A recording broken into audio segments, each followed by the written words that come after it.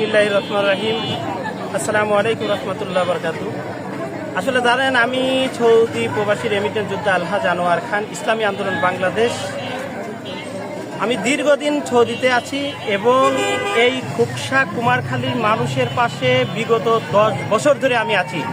ইনশাল্লাহ আমি যতদিন বাঁচব অতদিন আমি এই খেটে খাওয়া অসহায় গরিব মানুষের সাথে থাকবো ইনশাল্লাহ।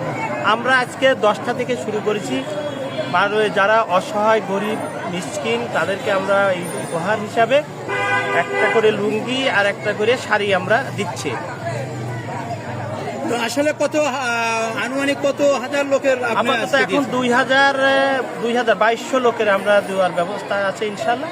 বাদ বাকি আমরা দেখবো ইনশাআল্লাহ, যদি পরিবেশ হয় আরো দেওয়ার চিন্তা ভাবনা আছে ইনশাআল্লাহ। এটা কি 9টি ইউনিয়নের তালিকা? যে খুকসা মোট 9টা ইউনিয়ন, একটা পৌরসভা, এই 10টাতে আমরা কুমারখালীতেও দিচ্ছি আর কি। কুমারখালী দুইটাই। কুমারখালী কার্যক্রম আমাদের যারা নেতাবর্গ আছেন, যারা ইসলামী আন্দোলন বাংলাদেশের যারা সভাপতি সেক্রেটারি, যারা নেতৃবৃন্দ আছেন, ওনারা কুমারখালীতে দিচ্ছে।